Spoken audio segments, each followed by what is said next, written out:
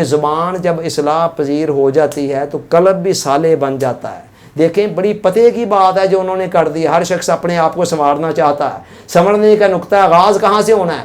حضور علیہ السلام نے فرمایا انسان کا دل سنور جائے تو پورا جسم سنور گیا، اس لیے کہ سارا جسم دل کے تابع ہے۔ عثمان غنی کہہ رہے ہیں کہ اگر دل کو سنوارنا ہے تو پہلے زبان کو سنوار دو، زبان کو غیبت، چغلی، فضول گوئی سے بچا لو، تو اس کے نتیجے میں دل بھی سنورنا شروع ہو جائے گا۔ دل سنور گیا تو پورا جسم سنور جائے گا۔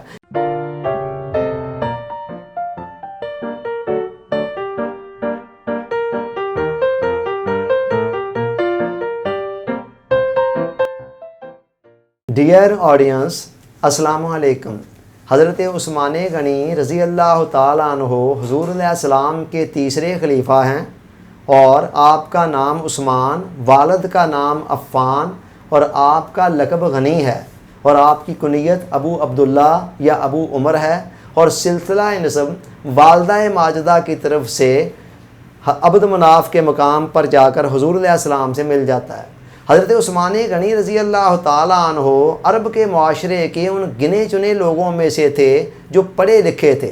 جب حضور علیہ السلام نے اعلان نبوت کیا تو عرب کے معاشرے کے اندر جاہلیت عام تھی، بہت کم لوگ تھے جو پڑھے لکھے تھے، اور ان کم لوگوں کے اندر عثمان غنی رضی اللہ تعالیٰ عنہ کا بھی شمار ہوتا ہے۔ اور اس کے ساتھ ہی ساتھ سیرت اور کردار ایسی تھی کہ زمانہ جاہلیت میں بھی کبھی شراب کو ہاتھ نہیں لگایا، کبھی بدکاری کے قریب بھی نہیں گئے، یعنی اپنے کردار کو بھی بہت سنبھال کر رکھا ہوا تھا، اور پیشہ کے اعتبار سے تاجر تھے اور خاصے مالدار تھے، اسی لیے آپ کا لقب بھی غنی تھا۔ تو حضرت عثمان غنی رضی اللہ تعالیٰ عنہ نے حضرت ابوبکر صدیق رضی اللہ تعالیٰ عنہ کی دعوت پر اسلام قبول کیا، اور جب اسلام قبول کر لیا تو اسلام قبول کرتے ہی مسائل کے، مصائب کے اور مشکلات کے پہاڑ ٹوٹ پڑے۔ آپ کی والدہ ماجدہ نے آپ کا سوشل بائیکاٹ کر دیا، آپ کے چچا نے آپ کو بہت زیادہ مارا پیٹا کہ کسی طرح سے اسلام سے واپس لوٹ آئے، مگر اسلام کا نشہ ہی ایسا ہے کہ جب ایک مرتبہ انسان کو چڑھ جاتا ہے تو اس کے بعد پھر اترنے کا نام نہیں لیتا، پھر انسان اس کی خاطر ہر طرح کی قربانی دینے کے لیے تیار ہو جاتا ہے۔ حضرت عثمان غنی رضی اللہ تعالیٰ عنہ نے جب اسلام قبول کیا اور حضور علیہ السلام کی غلامی میں، اطاعت میں، اتباع میں آئے، تو اس کے بعد آپ نے اپنی جان بھی اور اپنی مال بھی اسلام کے لیے نچھاور کر دی، وقف کر دی۔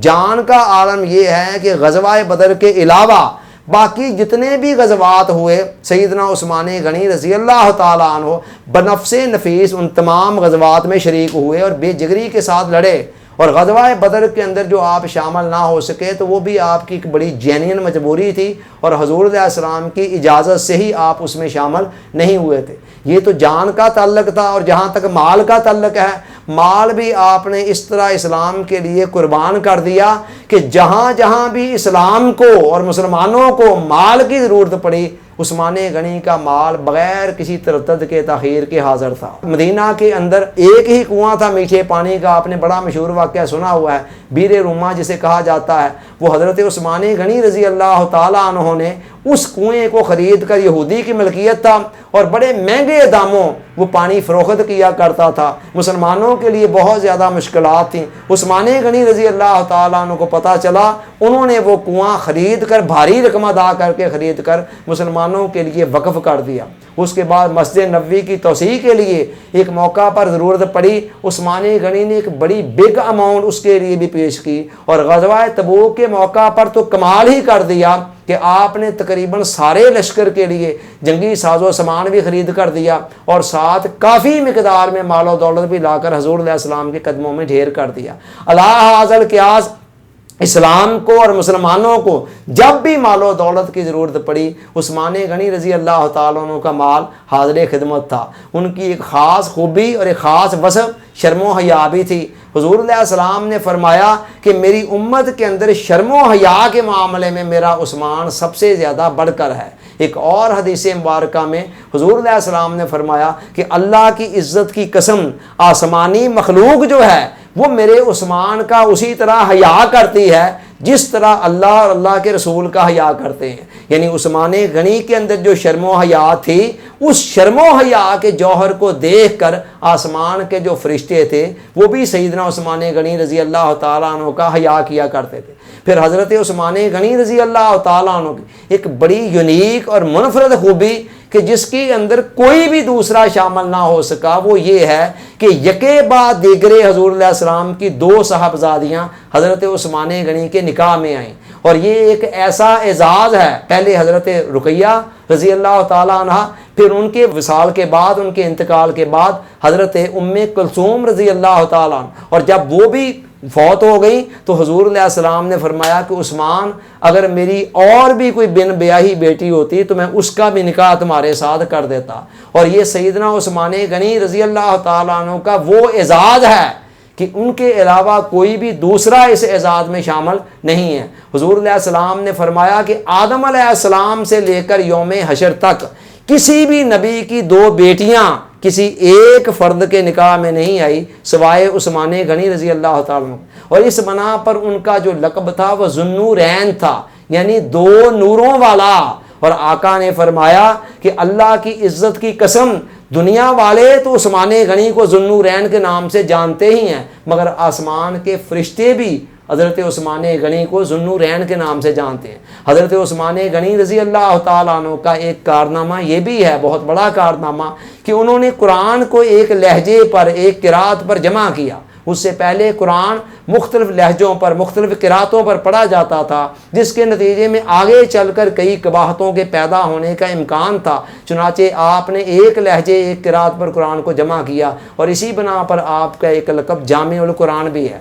عثمان غنی رضی اللہ تعالیٰ عنہ نے حضرت عمر فاروق رضی اللہ تعالیٰ عنہ کی شہادت کے بعد منصب خلافت پر جب فائز ہوئے تو 5-6 سال تو بڑے سکون کے ساتھ چلتے رہے معاملات، فتوحات بھی ہوتی رہی. لیکن with the passage of time جیسے جیسے فتوحات کا سلسلہ بھی آگے بڑھا تو آہستہ آہستہ بغاوتوں اور شورشوں کا بھی آغاز ہونا شروع ہو گیا. اور عثمان غنی رضی اللہ تعالیٰ عنہ کی طبیعت کے اندر بہت زیادہ نرمی تھی. اس نرمی کا فائدہ اٹھاتے ہوئے یہاں تک نوبت آ گئی، جو باغی تھے، بغاوت کرنے والے، انہوں نے آپ کے گھر کا محاصرہ کر لیا، گھیرا ڈال لیا. اور مطالبہ ان کا کیا تھا کہ آپ خلافت سے دستبردار ہو جائیں، حکومت چھوڑ دیں. عثمان غنی رضی اللہ تعالیٰ نے انکار کر دیا. آپ کے جو جانثار تھے وہ آپ کے پاس آئے، انہوں نے کہا یہ مٹھی بھر باغی ہیں، ہم ان کا کلا کما کر سکتے ہیں، آپ تلوار اٹھانے کی ہمیں اجازت دے دیں. مگر آپ نے ان کو بھی روک دیا. ایک اور آفر کی گئی کہ گھر کے عقبی دروازے سے، پچھلے دروازے سے آپ نکلیں اور بحفاظت آپ کو مکہ مکرمہ پہنچا دیا جاتا ہے. آپ نے اس سے بھی انکار کر دیا. اب سوال یہ پیدا ہوتا ہے کہ آپ نے ان کے مطالبے کو کیوں نہ مان لیا، باغیوں کے مطالبے کو؟ تو اس لیے نہ مانا کہ حضور علیہ السلام نے فرمایا تھا کہ عثمان، میرے بعد ایک وقت آئے گا جب تجھے خلافت کی قمیض اللہ پہنائے گا. کچھ لوگ اس قمیض کو اتارنا چاہیں گے، اے عثمان غنی اس قمیض کو تم نے نہیں اتارنا ہے. تو یہ حضور علیہ السلام کا فرمان تھا جس کا پاس اور لحاظ رکھتے ہوئے انہوں نے انکار کر دیا. اور پھر اگلا سوال یہ پیدا ہوتا ہے کہ انہوں نے وہاں پر اپنے حامیوں کو کیوں نہ اجازت دی کہ وہ تلواریں اٹھائیں؟ تو انہوں نے کہا کہ مجھے اچھا نہیں لگتا ہے میری وجہ سے جو مسلمان ہیں ان کے آپس کے درمیان تلواریں نکلیں ایک دوسرے کے خلاف. اسی طرح آپ نے وہاں سے نکل کر مکہ جانا بھی اس لیے گوارا نہ کیا کہ آپ اپنے حبیب کے، اپنے محبوب کے شہر کو چھوڑ کر نہیں جانا چاہتے تھے. 18 ذی الحجہ کا دن تھا جب باغی اندر داخل ہوتے ہیں، اور اندر داخل ہو کر آپ قرآن کی تلاوت کر رہے ہیں اور آپ پر وار کر کے آپ کو شہید کر دیا جاتا ہے، اور آپ کا جو خون مبارک ہے وہ قرآن کی اس آیت پر گرتا ہے، فَسَيَكْفِيكَهُمُ اللَّهُ وَهُوَ السَّمِيعُ الْعَلِيمُ.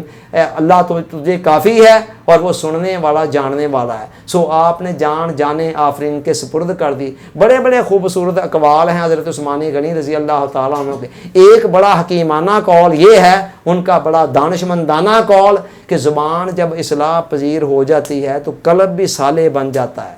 دیکھیں بڑی پتے کی بات ہے جو انہوں نے کر دی. ہر شخص اپنے آپ کو سنوارنا چاہتا ہے.